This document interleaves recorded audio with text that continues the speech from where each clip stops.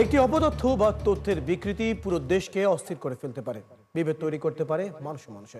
আর তাই প্রতিটি অপতথ্যের বিপরীতে প্রয়োজন সঠিক তথ্য তুলে ধরা। আর সেই কাজটি করতে এসেছি, আপনাদের সাথে আছি আমি ফয়সাল রায়। আমন্ত্রণ জানাচ্ছি রিউমার চেক নিয়ে ৭১-এর নিয়মিত আয়োজন ফেক নিউজ স্ক্যানারে। আজ আমাদের সাথে থাকবেন আন্তর্জাতিক সম্পর্ক বিশ্লেষক এবং জগন্নাথ বিশ্ববিদ্যালয়ের অধ্যাপক মেজবাউল আজম সওদাগর এবং রিউমার স্ক্যানারের জ্যেষ্ঠ ফ্যাক্ট চেকার তানভীর মাহতাবাবী। দর্শক, আমরা দুজন অতিথিকেই স্বাগত জানাচ্ছি। দুজন অতিথি আমাদের সাথে থাকবেন, আমরা আলোচনায় যাব। তবে তার আগে আমরা এই তৃতীয় প্রান্তিকে যতগুলো অপতথ্য প্রচারিত হচ্ছে সেটির একটি পরিসংখ্যান দেখে ফেলছি। চলতি বছরের জুলাই থেকে সেপ্টেম্বর পর্যন্ত রাজনৈতিক অপতথ্যে রীতিমতো বিস্ফোরণ ঘটে গেছে। বাংলাদেশে প্রচার হওয়া ৯৫৯টি ভুল তথ্য শনাক্ত করেছে বাংলাদেশের fact checking platform rumour scanner. হিসেব বলছে এটি গত বছরের একই সময়ের তুলনায় প্রায় ১৩% বেশি। এই সময় সবচেয়ে বেশি শনাক্ত হয়েছে রাজনৈতিক অপতথ্য, যা শনাক্ত হওয়া মোট ভুল তথ্যের প্রায় ৬৪% অংশ দখল করে রেখেছে। বৃহস্পতিবার ৭১-কে এই পরিসংখ্যান তুলে ধরে রিউমার স্ক্যানার। প্রতিষ্ঠানটি বলছে সব মিলিয়ে গেল ৯ মাসে বাংলাদেশে প্রচার হয়েছে এমন ২৭৫৪টি ভুল তথ্য শনাক্ত করেছে তারা। বছরের তৃতীয় প্রান্তিকে কৃত্রিম বুদ্ধিমত্তার ব্যবহার করে ভুয়া তথ্য প্রচারের পরিমাণ যেমন বেড়েছে, তেমনি বিভিন্ন ঘটনা প্রবাহে রীতিমতো ভুয়া তথ্যের নিরন্তর প্রবাহ লক্ষ্য করা গেছে। ২০২৬ সালের ফেব্রুয়ারিতে ত্রয়োদশ জাতীয় সংসদ নির্বাচন হওয়ার কথা রয়েছে। নির্বাচনকে সামনে রেখে রাজনীতির ময়দানে এখন বিভিন্ন ইস্যুতেই বেশ সরগরম। এর রেশ যে অপতথ্যের প্রভাবে পড়েছে তা জানান দিচ্ছে এই পরিসংখ্যান। দ্বিতীয় প্রান্তিকের তুলনায় তৃতীয় প্রান্তিকে ফেসবুকে ভুল তথ্য প্রচারের হার কিছুটা হ্রাস পেলেও একই সময় ইনস্টাগ্রামে প্রায় ২.৫ গুণ বেড়েছে ভুল তথ্যের প্রচার। একই সময় আরেক প্ল্যাটফর্ম টিকটকে ভুল তথ্য শনাক্তের হার বেড়েছে প্রায় ৩ গুণ। এই ঊর্ধ্বমুখী প্রবণতা এক্সের ক্ষেত্রেও দেখা গেছে। তবে ভিডিও স্ট্রিমিং প্ল্যাটফর্ম ইউটিউবে ভুল তথ্য প্রচারের হার অনেকটাই স্থিতিশীল।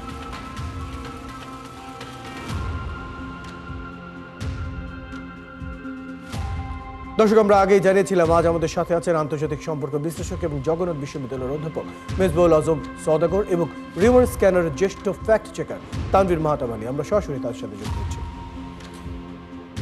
আপনাদের দুজনকে স্বাগত জানাচ্ছি রিউমার চেক ফ্যাক্ট চেক স্ক্যানারের আজকে নিয়মিত আমাদের এই আয়োজনে। প্রথমেই প্রশ্নটি আমি রাখতে চাই তানভীর মাহতাবাবীর কাছে। তানভীর মাহতাবাবীর, আমরা তৃতীয় প্রান্তিকের যে পরিস্থিতি আমরা এখনো দেখতে পাচ্ছি, মোটা দাগে বলা যায় ৯ মাসে বাংলাদেশে প্রচার হওয়া ২৭৫৪টি ভুল তথ্য শনাক্ত করেছেন আপনারা। একই সাথে কৃত্রিম বুদ্ধিমত্তার যে প্রয়োগ সময়ের সাথে সাথে বাড়ছে। সামনে নির্বাচন, সামনে আরও নানা ধরনের বড় বড় ঘটনা রয়েছে। কি মনে করেন এই যে প্রবাহ, এটি আসলে কি প্রমাণ করছে, কি জানান দিচ্ছে? তৃতীয় প্রান্তিকে এসে যেটা দেখতে পাচ্ছি, রাজনৈতিক অপতথ্যগুলো আমরা শিরোনামে দিয়েছিলাম এই পরিসংখ্যানটি যে বিস্ফোরণ ঘটেছে। বিস্ফোরণ এই কারণে আমরা বলছি যে আমরা প্রথম যে ২টি কোয়ার্টার ছিল, জানুয়ারি থেকে মার্চ এবং এপ্রিল থেকে জুন, ওই ২ কোয়ার্টার মিলিয়ে যে পরিমাণ রাজনৈতিক অপতথ্য দেখেছি, আমরা তৃতীয় প্রান্তিকে এসে একক মানে একটা প্রান্তিকে আমরা ওই ২টা প্রান্তিকে প্রায় সমপরিমাণ অপতথ্য দেখেছি রাজনৈতিক ক্ষেত্রে। তার মানে রাজনৈতিক অপতথ্য বিশাল পরিমাণে বেড়ে গেছে এবং এই বেড়ে যাওয়ার পিছনে কিছু ফ্যাক্টর আছে। প্রথমত আপনি যেটা বলছিলেন যে নির্বাচন একটা বড় বিষয়। তো নির্বাচনের যেহেতু এগিয়ে আসছে এবং তফসিল ঘোষণাটা খুবই সন্নিকটে এখন, তো এই জায়গাটাকে কেন্দ্র করে একটা অপতথ্যের প্রবাহ তো আছে। এর বাইরে বিভিন্ন ইভেন্ট আপনারা দেখেছেন যে গত মাসে বা এর আগের মাস ২-১ মাসে আমরা জাকসু নির্বাচনগুলো দেখেছি এবং এই নির্বাচনগুলোকে কেন্দ্র করে প্রচুর অপতথ্য আমরা দেখেছি। এর বাইরে তৃতীয় কোয়ার্টারে জুলাইতে অনেকগুলো ইভেন্ট ছিল। এনসিপির পদযাত্রা ছিল, আপনি জানেন, গোপালগঞ্জে। তারপর ১৫ই আগস্ট ঘিরে অনেকগুলো অপতথ্য আমরা দেখেছি এবং ওই মাসেই আমরা অনেক হরতাল দেখেছি। আওয়ামী লীগ সমর্থিত বিভিন্ন দলের জামায়াতের সমাবেশ ছিল। তো ক্রমান্বয়ে এই কিছু ইভেন্টের কারণে অপতথ্যের প্রবাহগুলো আমরা দেখেছি যে প্রচুর পরিমাণে বেড়ে গিয়েছে।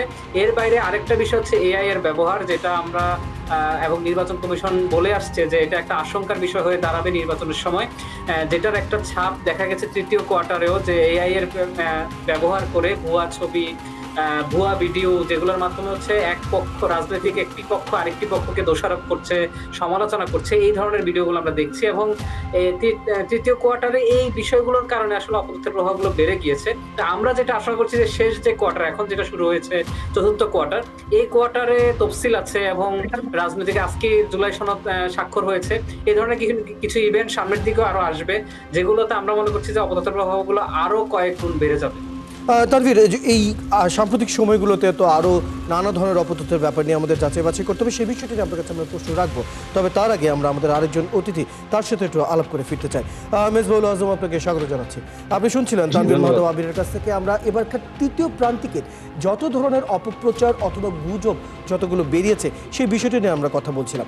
এই পর্যন্ত আমরা তৃতীয় প্রান্তিকের হিসাবটা যদি দেখি, যতগুলো অপতথ্য বা গুজব আসলে প্রচারিত হয়েছে তার মধ্যে 69% হচ্ছে রাজনৈতিক, এবং একই সাথে রাজনৈতিক দলের বেশি অপতথ্যের ক্ষেত্রে আমরা এই সাম্প্রতিক আওয়ামী লীগ এবং এইসব ব্যক্তিদের নামের ব্যবহার আমরা খুব বেশি দেখছি, ব্যক্তিগত এবং সাংগঠনিক ব্যবহার, যেটি যে কোনো সাধারণ মানুষকে একটি ভুল সিদ্ধান্ত নিতে প্ররোচিত করতে পারে। কি বলবেন বিষয়টি নিয়ে? জি, ধন্যবাদ আপনাকে। আপনি যে স্ট্যাটিস্টিক্সটা দেখালেন যে অপতথ্য ছড়ানোর ক্ষেত্রে পলিটিক্যাল ইস্যুগুলো হচ্ছে সবচেয়ে বেশি এসেছে, এটি খুবই স্বাভাবিক, যেটা আমরা ধারণা করছিলাম, এবং নির্বাচন যতই ঘনিয়ে আসবে ততই কিন্তু এই প্রবণতাটা আরো বাড়বে আমরা আশঙ্কা করছি।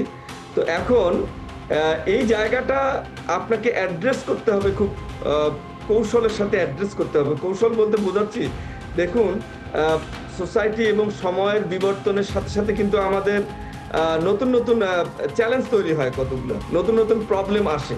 এখন এই নতুন নতুন প্রবলেমগুলোকে নতুনভাবে কিন্তু অ্যাড্রেস করতে হয়, পলিসি মেকিং করতে হয়। পলিসি মেকিংয়ে এই প্রবলেমগুলোকে কিভাবে আমরা অ্যাড্রেস করব তার জন্য প্রচুর পরিমাণ স্টাডি, প্রচুর পরিমাণ কৌশলপত্র তৈরি করা, এই জিনিসগুলো কিন্তু প্রয়োজন। এবং আমাদের দেশে আসলে যে ধরনের রাজনৈতিক সংস্কৃতি, আমাদের যে সোসাইটি, তাতে এটা কিন্তু ভয়াবহ রূপ ধারণ করছে প্রতিনিয়ত। আপনি যদি অন্যান্য দেশের সাথে কম্পেয়ার করেন, তো আমার ধারণা, আমি যতটুকু দেখেছি, যে আমাদের দেশে এই হারটা কিন্তু সবচেয়ে বেশি। এখন গভর্নমেন্টকে খুব এইটার পলিসি মেকিং এর ক্ষেত্রে, অর্থাৎ এই সমস্যাটার কিভাবে আমরা সমাধানের দিকে যাব, তার যে পলিসি মেকিং, তার যে কৌশল গ্রহণ, এইটাতে গভর্নমেন্টকে অত্যন্ত দক্ষতার পরিচয় দিতে হবে। দক্ষতার পরিচয় বলতে আমি বোঝাচ্ছি যে গভর্নমেন্ট কিভাবে এটাকে অ্যাড্রেস করবে, সেইটার জন্য পর্যাপ্ত স্টাডি করে, সভা, সিম্পোজিয়াম, সেমিনার করে কিভাবে এটাকে অ্যাড্রেস করা যাবে, তার দিক নির্দেশনাগুলো গভর্নমেন্টকে এটার বিষয়ে যারা বিশেষজ্ঞ তাদের কাছ থেকে কিন্তু নিতে হবে। আরেকটি বিষয় এখানে আমি একটু যুক্ত করতে চাই। আমরা রাজনৈতিক দলের বা রাজনৈতিক ব্যক্তিবর্গ নিয়ে তো নানা ধরনের অপপ্রচার, গুজব, নানা ধরনের কথোপকথন আমরা শুনছি। একই সাথে আরেকটি বিষয়ে যুক্ত করতে চাই, সেনাবাহিনীকে জড়িয়ে 72টি এবং পুলিশকে নিয়ে 59টি ভুল তথ্য শনাক্ত করা হয়েছে। এই যে আমাদের নিরাপত্তার সাথে জড়িত যে ধরনের সংগঠনগুলো যারা কাজ করছে, তার মন্ত্রণালয়গুলো কাজ করছে, তাদের নিয়ে যেরকম এই ধরনের ভুল তথ্য সাধারণ মানুষের মধ্যে যে প্রভাবটি ফেলে, সেটি নিয়ে আসলে আপনার কাছে একটু জানতে চাই, এই জায়গাটা নিয়ে আসলে কি করা হচ্ছে? এই জায়গাটা তো আরো সেন্সিটিভ।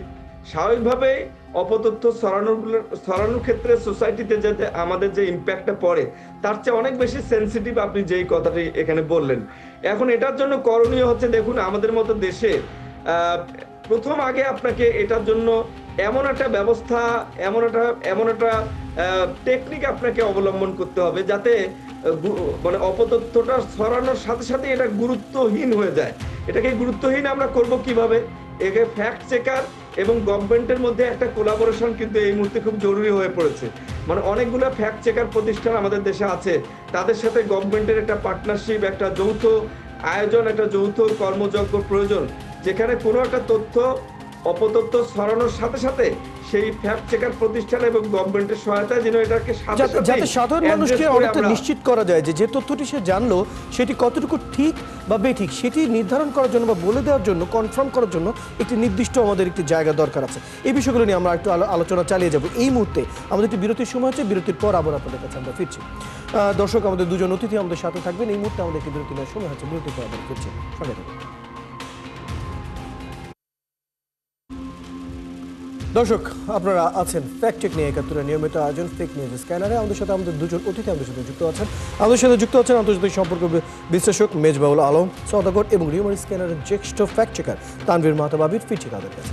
আপনাদের দুজনকে আবারও স্বাগত জানাচ্ছি আমাদের আজকের এই আয়োজনে। এই প্রশ্নটি রাখতে চাই তানভীর মাহতাব আবিরের কাছে। তানভীর, আমরা যে এখনকার যে ট্রেন্ডটা দেখতে পাচ্ছি, একটা সময় ছিল আমরা ফেসবুকের মধ্যে এই ধরনের অপতথ্য বা গুজব সবচেয়ে বেশি দেখতে পেতাম, কিন্তু এইবারকার প্রতিবেদনে আমরা যেটি দেখছি, ইনস্টাগ্রাম এই ধরনের প্ল্যাটফর্মেও যেখানে আসলে কম বয়সীরা খুব বেশি ব্যবহারকারী যেখানে পাওয়া যায়, সেখানেও কিন্তু এখন ইতিমধ্যে আমরা এই ধরনের কিছু প্রচারণা বা অপতথ্য কিন্তু আমরা দেখতে পাচ্ছি। এই যে ট্রেন্ডটি, একই সাথে টিকটকের যে প্রসঙ্গটি আমরা সেখানে দেখতে পাচ্ছি, এই যে এখনকার যে কারিগরি যে অবস্থানটি যাচ্ছে, কি মনে হয় কতটা পরিকল্পিতভাবে এটি করা হয় বলে মনে করেন আপনি? তানভীর। আচ্ছা, ধন্যবাদ। আপনি যেটা বললেন যে ইনস্টাগ্রামের কথা, এটা সবচেয়ে বড় দায়টা আসলে ম্যাটার, যেহেতু ম্যাটারই একটা প্রতিষ্ঠান ইনস্টাগ্রাম, ফেসবুক। তো এখানে হয় কি, আমি আমরা যেটা দেখেছি যে ফেসবুক আর ইনস্টাগ্রাম, যার ফেসবুক অ্যাকাউন্ট আছে তার সাথে কিন্তু কানেক্টেড থাকে তার নিজের ইনস্টাগ্রাম অ্যাকাউন্টটা। তো কেউ যখন ফেসবুকে পোস্ট করে, সে এটা অটোমেটিক্যালি যদি এটা আগে থেকে সে এটাকে করে সেটিং করে রাখে যে এটা ইনস্টাগ্রামেও পোস্ট হয়ে যাবে, তখন এটা অটোমেটিক্যালি পোস্ট হয়ে যায়। তো এইভাবে ইনস্টাগ্রামের অপতথ্যগুলো বাড়ছে। আমরা গত 4-5 মাসে দেখেছি যে এর আগে কিন্তু কখনো ইনস্টাগ্রামে এত পরিমাণ দেখিনি। তো গত 4-5 মাসে আমাদের কাছে যেটা মনে হয়েছে যে ইনস্টাগ্রামটাকে কাজে লাগানো হচ্ছে ফেসবুকের পাশাপাশি। যে এই জন্য হচ্ছে ইনস্টাগ্রাম, ইউটিউব এবং টিকটককে ছাড়িয়ে এটার পরিমাণটা অনেক বেড়ে গেছে অপতথ্য ছড়ানোর ক্ষেত্রে। আর টিকটক, ইউটিউবের প্যাটার্নটা একটু ভিন্ন। এটা এই কারণে, কারণ যেহেতু এখানে ভিডিও স্ট্রিমিংটাই বেশি, এখানে টিকটকে হচ্ছে যে কোনো কিছুই হচ্ছে ইউটিউব থেকে নিয়ে সেটা জাস্ট কপি করে এখানে এখানে আপলোড করে দিয়ে প্রচার করে। আর ইউটিউবের ক্ষেত্রে যেটা হয় সেটা হচ্ছে থাম্বনেইলের মাধ্যমে, আপনি যেটা ফিচার ইমেজ বা আমরা যেটা ফেসবুকেও দেখি, সেটাকে আমরা ইউটিউবের ক্ষেত্রে এটাকে আমরা থাম্বনেইল বলি। তো এই থাম্বনেইলের মাধ্যমে হচ্ছে অপপ্রচারগুলো ছড়ানো হয়। ভিতরে কিন্তু ভিডিও দেখলে আপনি কিছুই দেখবেন না, এখানে কোনো অপতথ্য নাই, কিন্তু থাম্বনেইলের মাধ্যমে অনেক মানুষ এই ভিডিওটা দেখে এবং লাখ লাখ ভিউ হয়ে যায় 1-2 দিনের ব্যবধানে, যেটার মাধ্যমে আসলে অপতথ্যগুলো ছড়ানো হয়। তো এই জিনিসগুলো আসলে ক্যাম্পেইন আকারে হচ্ছে। আমরা বারবারই বলে আসছি এই কারণ এটার পিছনে অনেক ইনভেস্টমেন্ট আছে এবং অনেক গোষ্ঠী এটার ভিতরে কাজ করে, রাজনৈতিক সেটা হতে পারে, এবং অনেক ক্ষেত্রে আমরা দেখি যে রাজনৈতিক মতাদর্শ না হলেও খেলাধুলা, বিনোদন এইসব ক্ষেত্রেও অপপ্রচার চালানো হয়, এই মাধ্যমগুলোকে ইউজ করা হয়। তো এই মাধ্যমগুলোতে কিন্তু আবার তেমন একটা মনিটরিং নেই। আইন শৃঙ্খলা বাহিনী বলেন, যেহেতু ফেসবুক কেন্দ্রিকই বেশি সতর্কতা ব্যবস্থা থাকে সব দেশেই, এইসব মাধ্যম এই জন্য সুযোগ পেয়ে যাচ্ছে। এইসব মাধ্যম যারা ব্যবহার যারা অপতথ্য ছড়ায়, তাদের জন্য এটা একটা সুযোগ। তারা একেবারেই হচ্ছে কোনো ধরনের বাধা না পেয়ে দিনের পর দিন হচ্ছে এই কাজগুলো করে। এবং আপনি ঠিকই বলেছেন, মেটা জাতীয় এই ধরনের সামাজিক যোগাযোগ মাধ্যমে আমরা কিন্তু দেখছি খুব বেশি বাধা তাদের পেতে হচ্ছে না, এবং সেখানে আইন নিয়েও আমাদের একটি বিষয় রয়েছে। আরও একটি বিষয় এখানে যেটি যুক্ত করতে চাই, এবারকার যে প্রতিবেদনে, তৃতীয় প্রান্তিকের যে প্রতিবেদনটি আপনাদের এসেছে, সেখানে সাম্প্রদায়িক অপতথ্য, সেই বিষয়টি নিয়ে একটু আসতে চাই। তৃতীয় প্রান্তিকে আমরা 36টি সাম্প্রদায়িক অপতথ্য এই পর্যন্ত আপনারা শনাক্ত করেছেন, এবং এই যে শনাক্ত হওয়া 28টির মধ্যে গেল 3 মাসে সাম্প্রদায়িক অপতথ্য, এবং 20টি কিন্তু আবার আমরা দেখেছি মানে সময় ঠিক করে, অর্থাৎ যখন যে তথ্যের সময় সেই সম্পর্কিত অপতথ্যগুলো ছড়ানো হচ্ছে। এটা যে পরিকল্পনার যে প্রকাশ পায়, এবং একই সাথে সংবাদ মাধ্যমের ক্ষেত্রে আমরা কিন্তু এটাও দেখতে পাচ্ছি যে ভারতীয় সংবাদ মাধ্যম তৃতীয় প্রান্তিকে, তাদের কাছ থেকেও আমরা কিন্তু এই যে ভারতীয় পরিচয়ধারী অ্যাকাউন্ট এবং পেজ থেকে প্রচারের প্রমাণও কিন্তু আপনারা এখানে মেনশন করছেন। সেই বিষয়টি জানতে চাই, এই যে সাম্প্রদায়িক অপতথ্য এবং যে সংবাদ মাধ্যমগুলো বা যে মাধ্যমগুলোকে ব্যবহার করা হয়, সেই বিষয়টা একটু জানতে চাই, কি দেখলেন? আচ্ছা, সাম্প্রতিক অপতথ্যগুলো আসলে হচ্ছে ইস্যু ভিত্তিক। যেমন ধরেন গত বছর আগস্ট পরবর্তী সময়ে প্রচুর ছড়িয়েছিল, যখন সরকার ছিল না, আগস্টের 2-3 দিন এই সময়টাতে প্রচুর ছড়িয়েছিল। এরপর হচ্ছে চিন্ময় কুমার গ্রেপ্তার ইস্যুতে গত বছরের শেষ দিকে অনেক ছড়িয়েছিল। এরপর এটা ক্রমে আমরা কমতে দেখেছিলাম, কিন্তু সাম্প্রতিক কয়েক মাসে এটা আবার বেড়েছে। এর একটা কারণ হতে পারে দুর্গাপূজা ছিল একটা ইভেন্ট এই গত মাসের শেষ এবং এই মাসের শুরুর দিকে। এই ইভেন্টকে কেন্দ্র করে প্রচুর সাম্প্রদায়িক অপতথ্য আমরা দেখেছি।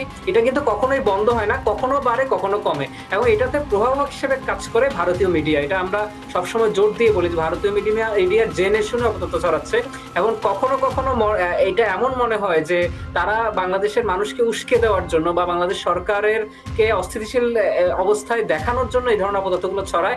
এবং এই ছড়ানোটাতে আপনি এমন অপতথ্য দেখবেন যেগুলো আসলে আপনি খালি চোখেই মনে হবে যে হ্যাঁ, এগুলো তো ভুয়া, কিন্তু ওরা এটা অল্প ক্রস চেক করলেও মানে এটা অপতথ্য বুঝে যেত, কিন্তু তারা সেগুলো প্রচার করছে, সেগুলো আসলে প্রচার করছে। তানভীর, আপনি থাকুন, মাহতাব আপনি থাকুন আমাদের সাথে। এই বিষয়টি নিয়ে ফিরে যাচ্ছে মেজবাহুল আজমের কাছে। মেজবাহুল আজম, আপনি শুনলেন আমরা যে ধরনের সামাজিক যোগাযোগ মাধ্যমের যে ব্যবহারগুলো দেখছি, আগে ফেসবুক ছিল, এখন ইনস্টাগ্রামের প্রবণতা বেড়েছে, টিকটক বা ইউটিউবের ক্ষেত্রে আমরা প্রবণতা দেখতে পাচ্ছি, এবং যে ধরনের এবং যে রীতিতে আসলে এই অপপ্রচারগুলো ছড়ানো হচ্ছে অনেকটা পরিকল্পিতভাবে হচ্ছে বলে মনে হয়, এবং বেশ কিছু বিনিয়োগও আমরা দেখতে পাচ্ছি। এই বিষয়টি নিয়ে আপনার কাছে জানতে চাই, এর ভবিষ্যৎ আসলে কেমন দেখেন, কি করে আমরা আলাদা করব এইগুলোকে? আচ্ছা, আপনি খুব সুন্দরভাবে এই যে পুরো ম্যাটারটাকে আপনি এক্সপ্লেইন করলেন যে ফেসবুক, ইউটিউব, তারপরে ইনস্টাগ্রাম একটার সাথে একটা রিলেশন, একটার সাথে একটা যুক্ত হয়ে কিভাবে অপতথ্যগুলো ছড়ানো হচ্ছে এবং এদের পিছনে ইনভেস্টমেন্ট আছে সেটাও আপনি বললেন। তো এখন এগুলো তো হচ্ছে যে টেকনোলজির একটা নেগেটিভ ইম্প্যাক্ট, আমরা নতুন যে টেকনোলজি আমরা ইউজ করছি, টেকনোলজির নেগেটিভ ইম্প্যাক্ট সবসময় থাকবে। যে কোনো বিষয়েরই, যে কোনো ইনোভেশন, নতুন টেকনোলজির কিন্তু একটা নেগেটিভ ইম্প্যাক্ট সবসময় থাকে। এখন কথা হচ্ছে যে নেগেটিভ ইম্প্যাক্টটাকে কিভাবে আপনি কমব্যাট করবেন সেই বিষয়টা নিয়ে আপনি কি চিন্তা করছেন সেটা হচ্ছে মুখ্য। যেমন প্রত্যেকটা বিষয়ে কিন্তু আমরা পলিসি মেকিং করি, যেটা একটু আগে আমি বললাম। এই বিষয়ে কিন্তু পর্যাপ্ত স্টাডি এবং পর্যাপ্ত কৌশলপত্র প্রণয়ন, পর্যাপ্ত টেকনিক্যাল যে ম্যানেজমেন্ট, এই বিষয়ে কিন্তু যথেষ্ট একটা অভাব আমাদের দেশে কিন্তু পরিলক্ষিত হচ্ছে। তাহলে এখানে যেটা করতে হবে, আপনি সংবাদপত্রের কথা বললেন যে সংবাদপত্র নিজেই অপতথ্য ছড়ানোর জন্য উদ্যোগী ভূমিকা পালন করছে। এখন এটাকে আপনাকে কাউন্টার দিতে হবে। কাউন্টার না দিয়ে আপনি যদি চুপ করে বসে থাকেন তাহলে এটা এভাবে চলতেই থাকবে। আমি একটু আগে যেটা ব্যাখ্যা করলাম, একটা পাবলিক প্রাইভেট পার্টনারশিপের মধ্য দিয়ে এমন কতগুলো, একটা দুইটা না, অনেকগুলো প্রতিষ্ঠান তৈরি করতে হবে যারা যেন ইনস্ট্যান্ট কোনো একটা অপতথ্য ছড়ানোর সাথে সাথে তারা যেন একটা আপডেট দিতে পারে যে এই তথ্যটা সঠিক কি সঠিক না। এটা একটা বিষয়। আরেকটা বিষয় হচ্ছে, যেমন আপনি এই যে ৭১ টিভি যেমন এই অনুষ্ঠানটা করছে, আমার জানা মতো অন্য কোনো টিভিতে এখনো এই ধরনের অনুষ্ঠান পরিচালিত হচ্ছে না। আমি মনে করি যে প্রত্যেকটা সংবাদপত্রে, প্রত্যেকটা টেলিভিশন চ্যানেলে যদি প্রতিদিন এই ধরনের ফ্যাক্ট চেকগুলো আসলে করে থাকে তাহলে অনেকটাই সহজ হবে সাধারণ মানুষের বোঝার ক্ষেত্রে। আরেকটু আলোচনা করতে পারলে হয়তো ভালো হতো, কিন্তু আজ আলোচনা আমাদের ছোট করতে হচ্ছে, সময় শেষ। আমরা আশা করব পরবর্তী সময়ে নিয়ে আবার আপনাদের সাথে আলাপ হবে। ধন্যবাদ আপনাদের দুজনকেই সময় দেওয়ার জন্য। দর্শক, আমাদের সাথে আমাদের দুজন অতিথি যুক্ত ছিলেন আমাদের সাথে আন্তর্জাতিক সম্পর্ক বিশ্লেষক মেজবাউল আজম, এবং আরও যুক্ত ছিলেন আমাদের সাথে রিউমার স্ক্যানারের জ্যেষ্ঠ ফ্যাক্ট চেকার তানভীর মাহতাব আবির। কথা বলছিলাম সাম্প্রতিক সময়কার যেসব ফ্যাক্ট স্ক্যানগুলো রয়েছে এবং অপতথ্যগুলো রয়েছে সেগুলো নিয়ে। দর্শক, আপনারা আছেন ফ্যাক্ট চেক নিয়ে ৭১-এর নিয়মিত আয়োজন ফেক নিউজ স্ক্যানারে। প্রতিদিন আমরা রিউমার দূর করতে হাজির হব ঠিক একই সময় একইভাবে। আপনারাও যুক্ত হতে পারেন আমাদের সাথে। যে কোনো খবর যদি আপনাকে সংশয়ে ফেলে সেটির একটি স্ক্রিনশট আমাদেরকে মেইল করতে পারেন fns.71tv@gmail.com অথবা ফেসবুকে যোগাযোগ করুন www.facebook.com/fake news scanner। আমরা সেই তথ্যের ফ্যাক্ট চেক করে আপনাকে জানাবো।